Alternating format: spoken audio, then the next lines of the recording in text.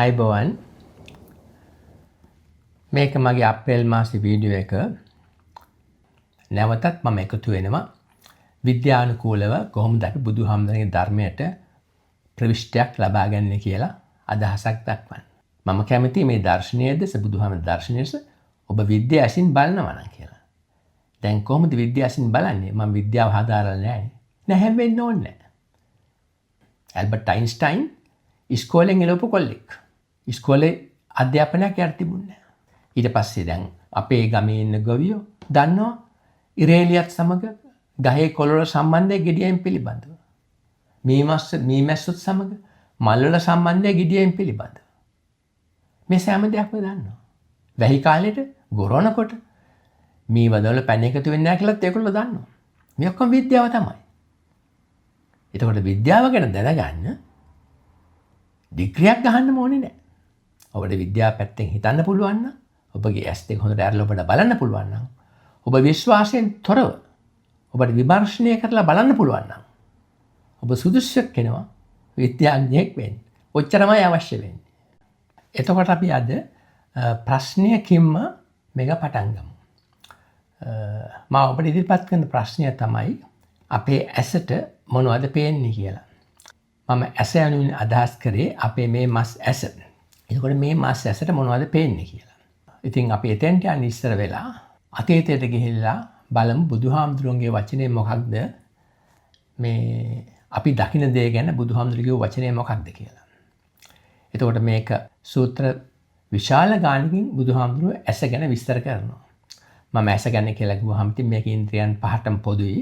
අපි ඇස ගැන තරක් කතා කරමු. එතකොට මේ ඇස ගැන බුදුහාමුදුරුවෝ කතා කරනවා බාහ්‍ය දාරුචීරී සූත්‍රයේ. බාහ්‍ය නුඹ දකින්නේ රූප මාත්‍රයක් පමණයි කියලා. මජ්ක්‍ධිම නිකායේ මහා පුණ්‍යම සූත්‍රයේ බුදුහාමුදුරුවෝ විස්තර කරනවා ඔබ බාහිර රූප ආරම්මණයක් ඔබගේ නැත ගැටුණාම ඒ ආරම්මණය නිසා ඔබ රූප 11ක් අවුම් වශයෙන් දකින්නමයි කියලා. එතකොට අපි ගැන පස්සේ කතා කරමු මොනවද රූප 11 කියලා. ඉතින් ඊට ඉස්සෙල්ලා අපි බලමු දැන් විද්‍යානුකූලව ඇස කියන්නේ මොකක්ද කියලා.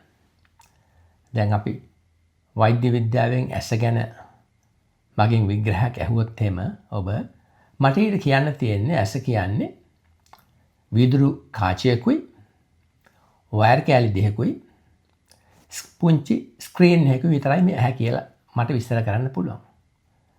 ඇහැට ඉදිරිපසින් තියෙන කාචයත් ඊට පිටිපසින් තියෙන ස්ක්‍රීන් එකත් නැත්නම් තිරයත් ඒ තිරයට ආලෝකය වැටෙන වෙලාවට ඒ තිරයෙන් නිපදවනවා විදුලි ශක්තිය.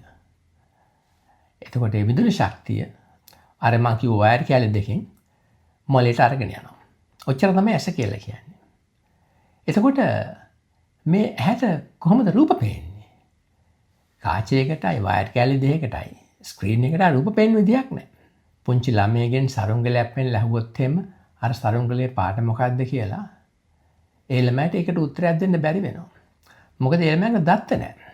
එතකොට අර බාහ්‍ය දාරුචීරී සූත්‍රයේ විස්තර කරුවා වගේ අපි හැම වෙලාවෙම දකින රූප මාත්‍රයක් පමණයි. මේ මාත්‍රය කියන වචනේ අභිධර්මයේ දෙවනුව විස්තර වෙනවා. මාත්‍රයක් කියලා කියන්නේ රූපයක් සම්බන්ධයෙන් චිත්තක්ෂණ 17ක් කියලා. දැන් එතකොට විද්‍යාව පැත්තෙන් ඒ පැත්තට දැන් අර්ථකථනයක් තියෙනවා අපි මේ දකින මාත්‍රය ගැන. විද්‍යාවෙන් විස්තර වෙන්නේ ඔබගේ සිතිවිල්ලක් ඔබගේ සිතිවිල්ලේ කාලය මිලිසෙකන්ඩ්ස් 150යි කියලා. තප්පරයේ මිලියනකට බෙදලා ඒකෙන් 150න් පංගුවක් තමයි මිලියනයකින් 150න් පංගුවක් තමයි ඔබගේ රූපයේ ආයුෂ කාලය. ඉතින් ඒ තරම් සුළු කාලයකින් දකින මාත්‍රයකින් කොහොමද අම්මා කෙනෙක් දකින්නේ? තාත්තා කෙනෙක් දකින්නේ, දරුවෙක් දකින්නේ, ආදරවන්තෙක් දකින්නේ. අපි එතකොට එතෙන් තමයි අද මේ විශ්ලේෂණය පටන් ගන්න සූදානම් වෙන්නේ. එතකොට ඔබගේ ඇත්ත වශයෙන්ම සමහර අය කියනවා මේ ඇහැට රූපයක් පේනවායි කියලා. තව සමහර අය කියනවා ඇහැට වර්ණයක් පේනවායි කියලා. ඇහැට වර්ණයක් පේන්නේ කොහොමද? වර්ණයක් නොදැක්ක ළමයා සරුංගලේ ගැන මොකද්ද කියන්නේ? සරුංගලේ පාට ගැන මොකද්ද කියන්නේ? දැන් එතකොට මං හිතන්නේ මේක පටන් ගන්න හොඳම ස්ථානය තමයි මොළය ගැන. දැන් බුදුහාමුදුරුවෝ මම නිතරම කියන දෙයක් තමයි මොළයක් ගැන දේශනා කරේ නැහැ. එතකොට මම නිතරම කිව්වා වගේ මොළය කියන්නේ අපගේ ආහාර වලින් සැදුම්ලත් දත්ත තැන්පත් ස්ථානයක්. එතකොට මම මුලින් කිව්වා අපිට රූපයක් කවදාවත් පේන්නේ නැහැ කියලා. ඒ රූපය පිළිබඳ දත්ත අපේ මොළේ නැත්තම්. ඒ රූපය පිළිබඳ දත්ත අපේ මොළේ නැත්තම් අපිට කිසිම රූපයක් පේන්නේ නැහැ. මොළේ ධාරිතාව පීටබයිට්ස් 2.5යි. ඒ කියන්නේ මම දල වශයෙන් කිව්වොත් මොළයේ තියෙන ධාරිතාව ලැප්ටොප් 15000ක පමණ ධාරිතාවක්. ඒතර මේ තරම් ධාරිතාවක් අවශ්‍යතාවය මොකක්ද මොළයට තියෙන? දැන් මේක තමයි අපි වැදගත් මාංශය පටන් ගන්න තියෙන්නේ. අපි මෙතන අතහැරලා දාලා අපිට ඉස්සරහට යන්න බෑ. අපි මෙතනින් නම් පටන් ගන්න වෙන්නේ. දැන් අපි උපන්දා ඉඳලා මේ වෙනතුරු අපගේ දැක්ක සෑම රූපයක්ම ඉන්ද්‍රියන් පහෙන් සහ මනසෙන් ලැබිච්ච රූප ධම්ම රූප මේ සෑම රූපයක්ම අපගේ දත්ත ගබඩාවේ තැන්පත් වෙනවා. එතකොට මේවා තැන්පත් වෙන්නේ කල්ප 4කට අනුව. අපේ ආකල්ප, උපකල්පන, සංකල්ප සහ විකල්ප. කල්ප 4ක් එකතු වෙන දත්ත මේවා. කල්ප 4ක දත්ත. දැන් මේ වචනය බොහොම වැදගත්. මම මේ වචනේ ඉතින් හැට අර්ථකථනය කරන්න යන්නේ නැහැ. එතකොට දැන් අපි මේ වනතුරා ලැබුණු සෑම රූප ආරම්මණයක්ම අපගේ ඉන්ද්‍රියන් පහ තුලින් ඇතුළට ගිහිල්ලා මොලේ දත්තයක් වශයෙන් තැන්පත් වෙලායි තියෙන්නේ. එහෙම නැත්නම් අපිට රූපයක් පේන්න, ශබ්දයක් ඇහෙන්න, සුවඳක් දැනෙන්න, රසක් දැනෙන්න, ස්පර්ශයක් දැනෙන්න, සිතුවිල්ලක් ඇති වෙන්න කිසිම හේතුවක් නැහැ. තමුන්ලගේ දත්ත නැත්තම් එහෙම. අපිට අලුතෙන් දත්ත තව මේකට එකතු වෙනවා මේ අතරතුරේදී. මේ දත්ත අප්ඩේට් වෙනවා. නැවත දත්ත එකතු වෙනවා. සමහර දත්ත විනාශ වෙනවා. දැන් මේ දත්ත කිසිම කෙනෙකුට හොල්ලන්න බෑ. අත තියන්නවත් බෑ මේ දත්ත වලට කාටවත්. ඒතකොට මේ දත්ත තමයි ඔබව මෙතනින් ඉදිරියට මේ ලෝකේ ඉස්සරහට අරගෙන යන්නේ. එතකොට දැන් ඔබට හිතෙන්න පුළුවන් එහෙමනම් දැන් කෝච්චිය ගිහිල්ලා ඉවරයි. මොකද අපිට ලබාගත් සෑම ආරම්මණයක්ම සෑම අරමුණක්ම අපේ දැන් තන්පත් වෙලා ඉවරයි. ඉතින් ඒ සෑම දෙයක්ම අපි ඇතුළට අරගත්තේ පිටින් ලබාගත් දැනුමකින්. බාහිරින් ලබාගත් දැනුමකින්. එතකොට අවිද්‍යාව පත්‍ය සංඛාරා කියන්නේ මෙන්න මෙතෙන්ද තමයි. අවිද්‍යාව ප්‍රත්‍යයෙන් සංඛාර කරලා අපි දත් එකතු කරගෙන ඉන්නවා. අපි ඕනම දත්තයක් ගැන අපේ අර්ථකථනය අපි එළියේ ගමේ මිනිස්සුන්ගෙන් අහලා පොත්පත් කියවලා චිත්‍රපට බලලා ඒ ලබාගත් දැනීමක් තමයි තියෙන්නේ. තව කෙනෙක්ගේ දැනීමක් තමයි අපි මගේ කියලා අල්ලගෙන ඉන්නේ ඊට පස්සේ. තව කෙනෙක් අපිට බාහිරෙන් ලබා දුන්න ශ්‍රුතමය දැනීමක් තමයි අපි දැන් ඇතුළේ තැන්පත් කරගෙන ඉන්නේ. එතකොට මේකේ ප්‍රශ්නේ පටන් ගන්නෙ දැන් සමහර අවස්ථාවලදී අපි යම්කිසි රූපයක් ගැන අපේ මිත්‍රයන්ගෙන් යාළුවන්ගෙන් පොත්පත් වලින් චිත්‍රපටි වලින් YouTube එකෙන් වීඩියෝස් වලින් කටකතා වලින් අපි යම්කිසි අර්ථකථනයක් ලෑස්ති කරගෙන ඉන්නවා. එතකොට දෙවෙනි වරට අපිට රූපය ඇත්ත වශයෙන් මුණ ගැහිච්ච වෙලාවට අපේ අතින් ඒ රූපයේ අර්ථකථනය කෙරෙන්නේ අර අපි ළඟ තිබිච්ච මුලින් තිබිච්ච දත්ත වලින්. එතකොට ඒ දත්ත තමයි පසු කාලයකදී අපිට ලොකු කරදරයකටපත් වෙන්න පාර කපලා තියෙන්නේ. ඉතින් දැන් කෙනෙකුට හිතන්න පුළුවන් එහෙනම් දැන් කෝච්චියේ ගිහින් ඉවරයි කියලා. දැන් ඉතින් මොකද්ද කරන්න තියෙන්නේ? ඉතින් එහෙමනම් අපිට දැන් එහෙනම් හිතා ගන්න වෙනවා. දැන් ඉතින් අපිට කරන්න කිසිම දෙයක් නැහැ. දැන් තියෙන්නේ අර ගමේ කතන්දරයක් තියෙනවා. කුඹලවලු කෑවනම් කෑපම් පෝසෝ කියලා. ඒතර දකින් රූපය අපිට දුක්ඛ දෝමනස ශෝක පරිදේව උපායාස වලින් අපිව වෙලා ගන්නවා. ඔබට තේරෙනවද දැන් අපි රූපයක් දැක්කම ඒ රූපේ පිළිබඳව අපි අභිනන්දනයක් කරලා තියෙනවා නම් අභිනන්දති අභිවදති. එහෙම කරලා තියෙනවා නම් එතන තියෙන අවිද්‍යාවෙන් අපි ඒක කරලා තියෙන්නේ. එතකොට ඒ රූපය චිත්තක්ෂණ 17ක තුලදී මරණයටපත් වෙච්චාම, නිරෝධයටපත් වෙච්චාම එතන විපරිණාමයක් සිද්ධ වෙනවා. අපි බලමු විපරිණාමය කොහොමද වෙන්නේ කියලා. ඒ විපරිණාමය තුලදී අපිට ලොකු දුක්ඛ දෝමනස්ස කන්දරාවකට මුහුණ දෙන්න සිද්ධ වෙනවා. ඉතින් අර මම මුලින් කිව්වා වගේ මේ දත්ත ඔබගේ මරණය තුරාම ඔහොමම තියෙනවා. ඔබ ඩිමෙන්ෂියා හැදුනොත් දත්ත ටික ඉරේස් වෙනවා, මැකී යනවා. එහෙම නැත්නම් මැරුණොත් ඒ දත්ත ටික මොලේ තිබුණ ආහාර වශයෙන්, මොලේ මේ දත්ත තැන්පත් වෙන්නේ ආහාර වශයෙන් කියලා මම නිතරම කිව්වා. ඒ දත්ත ටික පොළොවට අඩංගු වෙනවා ආපෝ තේජෝ වායු පඨවි විදියට. එහෙම නැත්නම් විද්‍යාවේ වචනෙන් කියනවා නම් පීරියඩික් ටේබල් එකේ එහෙම නැත්නම් ආවර්ත චක්‍රයේ තියෙන මූලද්‍රව්‍ය වශයෙන් පොළොවට එකතු වෙනවා. ඔය ඔතෙන්ට තමයි ඕකට තමයි අපේ තියෙන දත් වලට හම් වෙන අවසාන ගමන.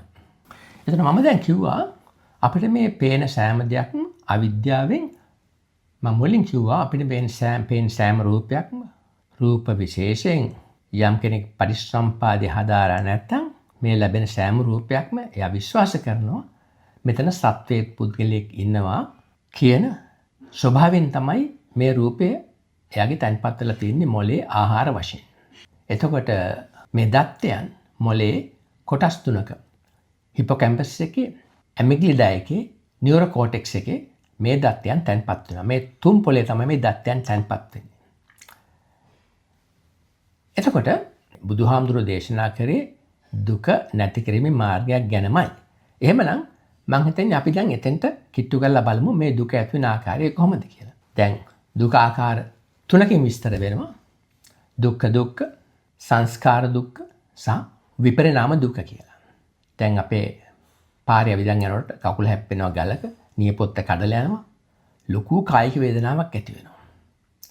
ඒකට අපි කරන්නේ මොකක්ද? අපිට කරන්න කිසිම දෙයක් නෑ. අපිට ඒක දරා ගන්න සිද්ධ වෙනවා. මේ කයක් තියෙන නිසා.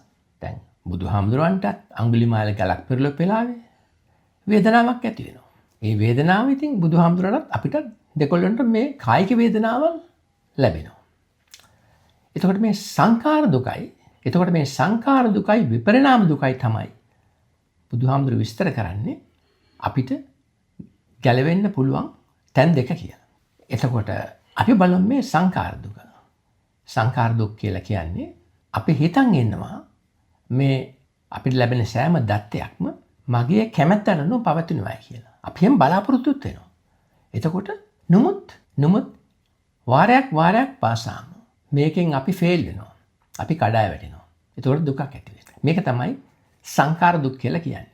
මං හිතන් ඉන්නවා මම හරි කියලා වැඩි වෙලා යන්නේ තේරෙන පටන් ගන්නවා මම වැරදි කියලා. ඉතින් සමහරලාට පොඩ්ඩක් යන්තම් දැනට මුක්කුවක් ගහගන්න පුළුවන්. හැබැයි හෙටව කායිලියට ආපු ගමන් හෙටේ ප්‍රශ්නේ මතුවෙච්ච ගමන් ආයිත් තේරෙනවා මම වැරදි කියලා. යම් කිසි අවස්ථාවකදී මගේ අදහස වැරදි කියලා මට තේරෙනවා. දැන් එතකොට අපි බලමු විපරිණාම දුක් ගැන. දැන් මේ විපරිණාම දුක තමයි ඇත්ත වශයෙන්ම අපි තේරුම් ගන්න ඕනේ. දැන් මොකද්ද මේ විපරිණාමය කියන්නේ කියලා. දැන් මේ වචනය තුලම තියෙනවා අදහස විපරිණාමය ගැන. විපර්යාසයෙන් භාජන වෙනවා නාමය. නාම තියෙන්නේ සංඥා, සංකාර, වේදනා, සංඥා. විපරිණාමයේ තුලම ඒ විපරිණාමය කියන වචනය තුලම තියෙනවා මේකේ තේරුම. වේදනා, සංඥා, සංකාර, විඥාන. ඒතර මම මෙතෙන්දි විශේෂයෙන් කතා කරන්නේ වේදනාව ගැන පමණයි. දැන් මේ වේදනාව ගැන කිව්වහම දැන් අපි දකින සෑම රූපයකටම සම්බන්ධ වේදනාව මොලේ විශේෂ ස්ථානයක තැන්පත් වෙනවා. එතෙන්ට කියන්නේ ඇමිග්ඩලා කියලා.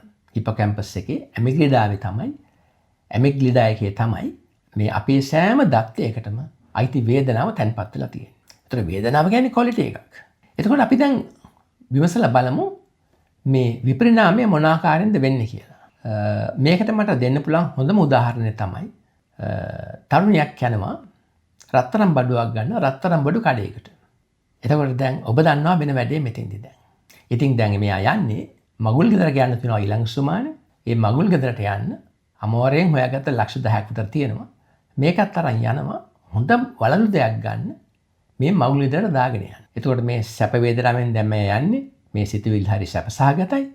ගිහිල්ලා මුදලාලි හම්බ වෙනවා රත්තරන් බඩු කඩේ. ගිහිල්ලා රත්තරන් බඩු කඩේ මුදලාලි හම්බ වෙනවා. හම්බෙලා මුදලාලිට කියනවා මුදලාලි මට දෙන්න හොඳ රත්තරන් වලින්. කැරට් 22 රත්තරන් වලින් මාලකඩ කන්නේ නැති හොඳ වලලු කුට්ටමක්. කැරට් 22 රත්තරන් වලින් හොඳම වලලු කුට්ටමක් මට දෙන්න කියලා. ඒතර මුදලාලිත් ගිහිල්ලා එයාගේ ක්‍රමය අනුව එයා තෝරලා දෙනවා ලක්ෂ 10කට වලලු කුට්ටමක්. ඉතින් මේක හරි ලස්සනයි. ඉතින් තමුන්ගේ දැන් සිතේ කැමැත්ත ඉෂ්ට වුණා. දැන් හරි. එතකොට දැන් මේ අවස්ථාවේ වෙන්නේ අර බාහිරින් ආපු රූපාරම්මණය සහ ඒකට සම්බන්ධ වේදනාව මොලේ දත්ත ගබඩාවේ ආහාර වශයෙන් තැන්පත් වෙනවා. ඔන්න පළවෙනි දත්තය තැන්පත් වෙලා ඉවරයි දැන්. දැන් ඉතින් මේක අභිනන්දනය කරනවා නම් අභිවදති කරනවා නම් මේ පුද්ගලයා මේ වලලු දෙක ගැන එයා තව ප්‍රශ්නයක් තියෙනවා දැන්. එයා අහනවා මුදලාලිගෙන් මුදලාලි මේක මේ කැරට් 22ම රත්තරන් නේද? ඒ කියන්නේ දැන් මේක වර්ණනා කරගන්න ඕනේ එයාට. හැබැයි ඉතින් නේද කියලා අහනකොටම මේක අවිශ්වාසයක්. මුදලාලි තමුන්ව රැවට්ටුවද කියන අදහස තියෙනවා මෙතන දැන්. එතකොට හම්බෙන වේදනාව තමයි අර මුලින් හම්බෙච්ච සැප වේදනාව නෙමෙයි දැන් හම්බෙන්නේ දුක් වේදනාව. රැවට්ටුව නම් කියන තත්ත්වයටපත් වෙනවා. දැන් ওই දත්තයත් ගිහිලා තැන්පත් වෙනවා අර පළවෙනි දත්තය ආශ්‍රයෙන්ම. වැඩි දුරකින් එහෙම නෙමෙයි. මේ මොලේ ගති ලක්ෂණයක් තමයි එක මාතෘකාවකට සම්බන්ධ දත්ත එක ළඟින්ම තැන්පත් වීම. හරියට නිකන් කබඩ් එකක අපි පොත් තෝරලා දානවා වගේ. කම්පියුටර් එක ෆයිල්ස් දානවා වගේ. දැන් ඊට පස්සේ මෙයා ඊළඟට අහන මුදලාලි මේ වලල්ල මලකට කන්නේ පාට දුර්වර්ණ වෙන්නේම නෑ නේද කියලා. දෙවෙනි ප්‍රශ්නෙත් අහනවා. ඒ අහන්නේ බය නිසා, දුක නිසා.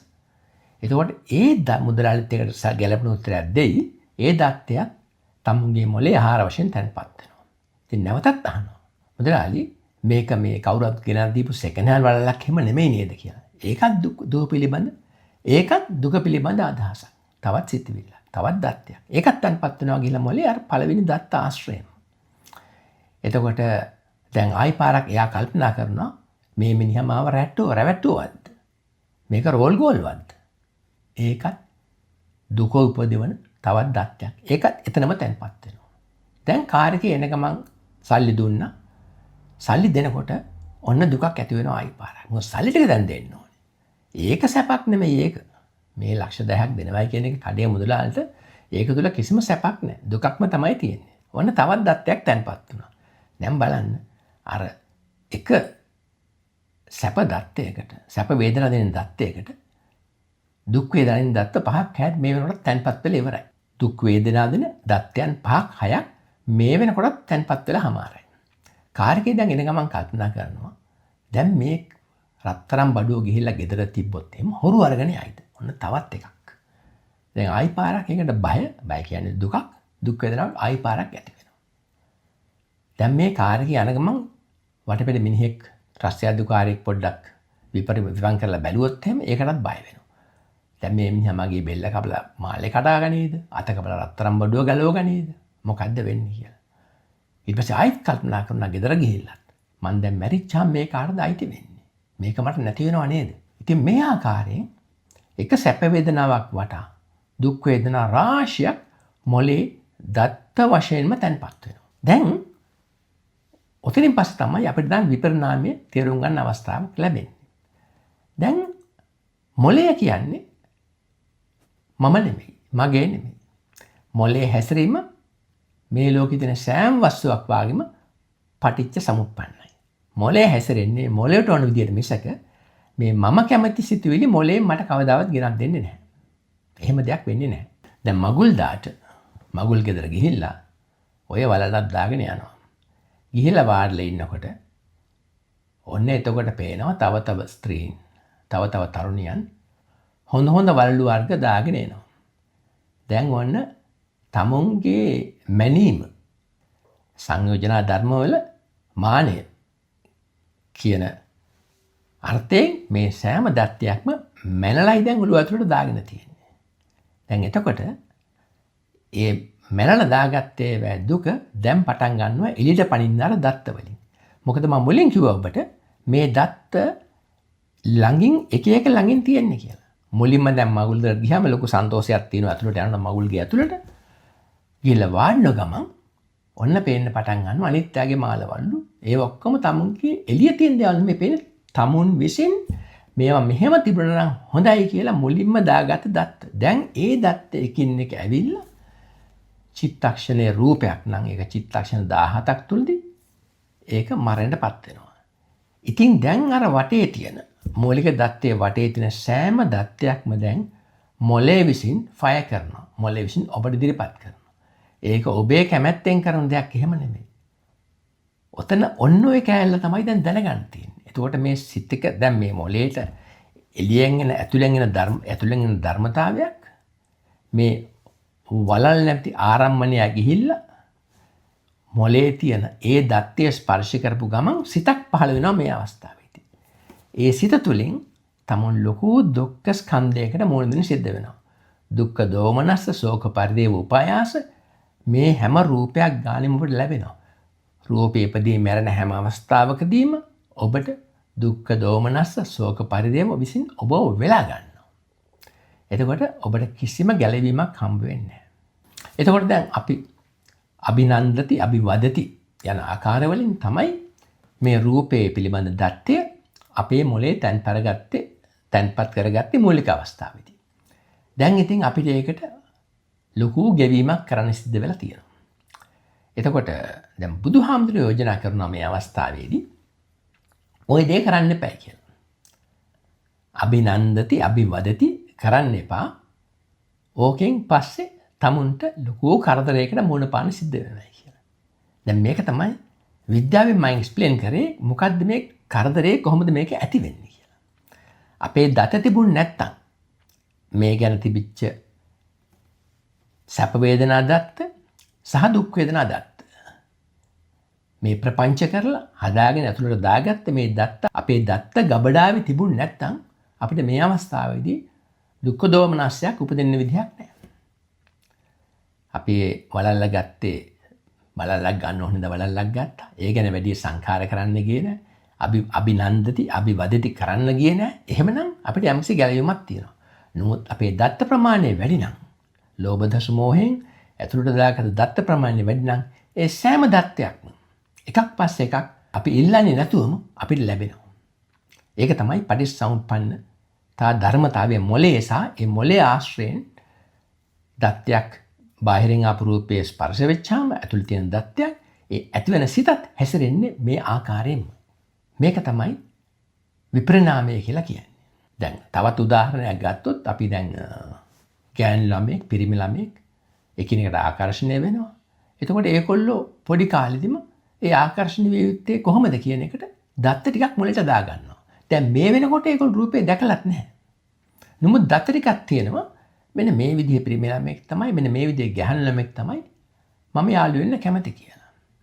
එතකොට දැන් මෙතනින් මත්තේ එයා පිරිමි රූපයක් හරි ගැහැණු රූපයක් හරි දැක්කොත් එයා ඒ රූපය මනින්නේ මානයකට ලක් කරන්නේ අර තියෙන දත්ත වලින්. වෙන යාට මනින්න ක්‍රමයක් නැහැ. එතකොට මේ දත්ත හම්බුනේ නොඑක් විපරීත තත්ත්ව වලින් නම් එතකොට තමුන්ට හැමල ප්‍රතිඵලයක් ඒකම වෙන්න පටන් ගන්නවා. එතකොට දැන් මේකෙන් ගැලවෙන්නේ කොහොමද? මම මුලින් කිව්වා බුදුහාමුදුරුවෝ කිව්වා ඔය අභිනන්දති අභිවදිතය ඕක නවත්තන්න කියලා. නමුත් අපිට ඒක ඇහුන්නේ නැහැ. අපි මේක දිගටම කරගෙන යනවා. දැන් කමක් නැහැ. දැන් ඊළඟ පාර මොකක්ද දැන් කරන්නේ? දැන් අපි හැම වෙලාවකම මේ දත්තයන් ඇවිල්ලා අපිට දුක් වේදනාවක් දෙනවා. දැන් බුදුහාමුදුරන්ගේ යෝජනාව තමයි මෙන්න මේ සංසිද්ධිය. මේ සංසිද්ධිය කියන්නේ මෙන්න මේ දත්ත වලින් අපේ සිතවිලි පහළ වීම මේ පටිච්ච සමුප්පන්න ස්වභාවය තේරුම් අරගෙන ඒක බාහිරෙන් ඒ දැනීම ලබාගෙන ඊට පසුව තමුන්ගේ එන සිතවිලි මේ ආකාරයෙන් නේද මේක වෙන්නේ කියලා තමුන්ට ප්‍රත්‍යක්ෂයක් ලබා ගන්න කියලා. අවබෝධයක් ලබා ගන්න කියලා. එතකොට දැන් අපි හදන්නේ මේක රිවර්ස් කරන්නයි. මේක රිවර්ස් කරන්න දැන් ලෑස්ති වෙන්නේ. දැන් එතකොට මේක ලේසි වැඩකුත් නෙමෙයි දැන්. මොකද දැන් අපි නියුරෝ සයන්ස් වලට ආපහු ගියොත් එහෙම මොලේ දත්ත පිළිබඳව දැන් මොලේ දත්ත මම කිව්වා ස්ථාන තුනක තැන්පත් වෙනවයි කියලා. දැන් එළියෙන් එන ආරම්මන වලට අපි ආරම්මන අවිද්‍යාවෙන් ගත්ත භාවිතා බහුලීකතා කරපු ආරම්මන නම් ඒවා විතර පාවිච්චි කරපු ආරම්මන නම් ඒවට තියෙන ගමන මොළය තුල හරිම වේගවත්. එතකොට අපේ ඇබ්බැහියක් තියෙනවා නම් මොළය ඒ රූපයට අවශ්‍ය කරන සංස්කාර කරේ අපිව ඇදගෙන යනවා අපෙත් අනුදැනුමක් නැතුවම. නැවතවරක් පටිච්චසමුප්පන්නයමයි. නැවතවරක් පටිච්චසමුපාදයමයි ක්‍රියාත්මක වෙන්නේ. එතකොට දැන් අපි ඒ දත්ත වලට ලොකු ෆ්‍රීවේ එකේ වාගේ හයිවේ එකේ වාගේ ලොකු මාර්ගයක් කැපිලා තියෙනවා.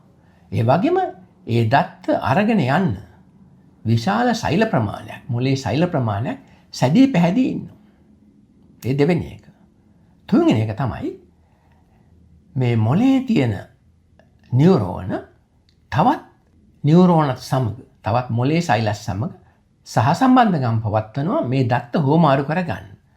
එතකොට මේක හරියට නිකන් රෝලර් කෝස්ටරයක් යනවා වගේ. අපිට තියෙන බලන් ඉන්න විතරයි. මේක දැන් අපි වැදගෙන යන්න පටන් අරන් තියෙනවා. එතකොට දැන් මේක සිද්ධ වෙන්නේ මේ ආකාරයෙන් නියුරෝ සයන්ස් වල එහෙම නැත්නම් ස්නායු පිළිබඳ විද්‍යාවේ එක සංසිද්ධියකින්. ඒ සංසිද්ධිය තමයි කියන්නේ නියුරෝ ප්ලාස්ටිසිටි එහෙම නැත්නම් බ්‍රේන් ප්ලාස්ටිසිටි කියලා. දැන් මම අර කිව්වා තුනක් ಜಾති වෙනවයි කියලා. එකක් ස්නායුවක් තුලින් වෙන ගමන අධිවේගයෙන් ගමන් කරනවා. දෙක ඒ දත්තය අරන් යන මොලේ සෛල ප්‍රමාණය වැඩි වෙනවා. තුන ඒ දත්ත අරන් යන සෛල තවත් සෛලත් එක්ක සම්බන්ධ වෙනවා. මේ දත්ත වලට මොලේ පුරාම ගමන් කරන්න. දැන් එතකොට මේකෙන් ගැලවෙන්නත් ඉතින් මේකම තමයි පාවිච්චි කරන්න වෙන්නේ. වාහනයක් ගරේජ් එකට දැම්ම විදිහම තමයි කාර් එක එළියට ගන්න වෙන්නේ ගරේජ් එකෙන්. වෙන ක්‍රමයක් එහෙම නැහැ. මේකට ලේසි ක්‍රමයක් නැහැ. යදලා පුදලා වැඳලා ඉල්ලා හිටලා ප්‍රාර්ථනා කරලා ඒ කිසි ආකාරයකින් මේකෙන් දැන් ගැලවෙන්න බෑ. දැන් එකම ක්‍රමය තමයි දැන් tamunට බුදුහාමුදුරුවෝ යෝජනා කරනවා මේ පටිච්ච සමුප්පාදයේ පස්සති මේක පසක් කරගන්න ඉස්සෙල්ලා. බුදුහාමුදුරුවෝ යෝජනා කරනවා පටිච්චසමුප්පාදයේ පස්සති මේක පසක් කරගන්න. දෙවනුව මේ පටිච්ච සමුප්පාදය තුල tamun සික්කති. පටිච්ච සමුප්පාදය තුල tamun සික්කති. ශික්ෂණය වෙන්න. තුන්වෙනි එක තමයි විහෙරති. tamun පටිච්ච සමුප්පාදය තුල වාසය කරන්න.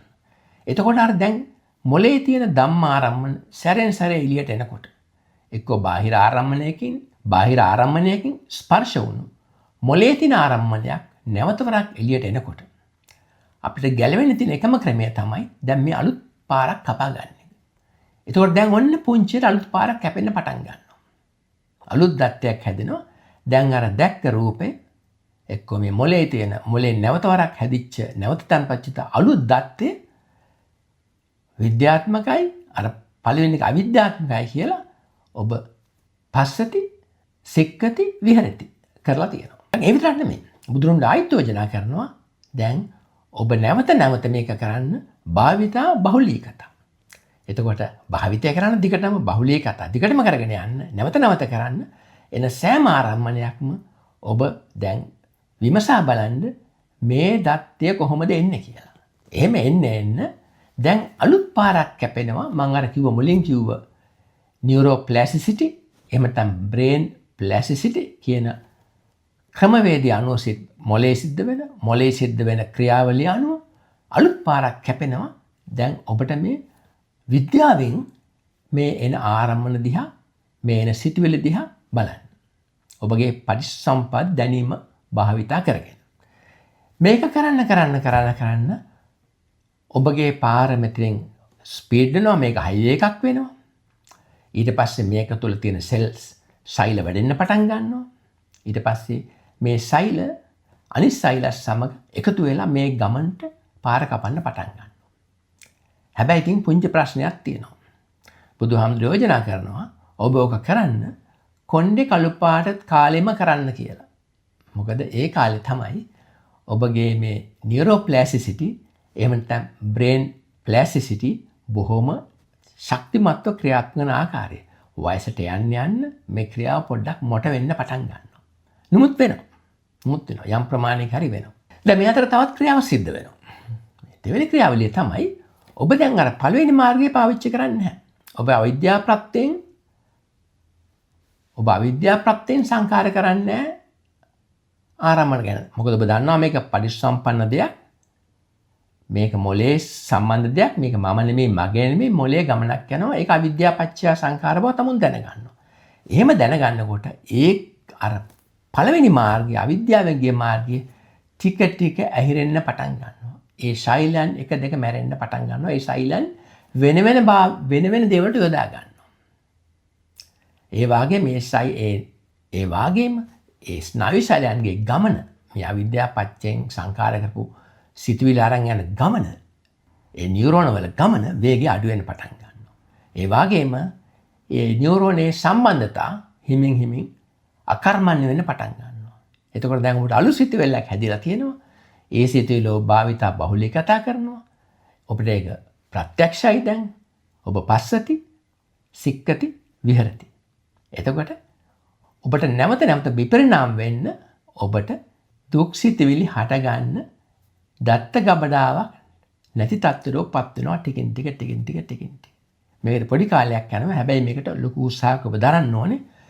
මේක තමයි විද්‍යාත්මකව බුදුහාමුදුරන්ගේ දර්ශනය නියුරෝ සයන්ස් වලින් එක්ස්ප්ලেইন කරන්න පුළුවන් විදිහ. එතකොට ඔබට දැන් වැදගත් දෙයක් මෙතනින් අපි දැනගන්න ඕනේ. ඔබගේ මොළය ඔබට අයිති නැහැ. ඒ මම නෙමෙයි, මගේ නෙමෙයි. ඒකේ තියෙන ඔබ බාහිරින් ගත දත්ත සහ බාහිරින් ගත ආහාර. ඒ මොළය අරමුණකින් ස්පර්ශ වීමෙන් හැදෙන සිතිවිල්ලත් ඔබේ නෙමෙයි. ඒකත් පටිච්චසම්පන්න ක්‍රියාවලියක් මිසක ඔබ කැමති ආකාරයට ඒ දත්ත ගමන් කරන්නේ නැහැ. මෙන්න මේ දෙක ඔබ ප්‍රත්‍යක්ෂ කරගන්න. මෙතනින් පටන් ගන්න ඔබට සුබ ගමන්. ආයුබෝවන්.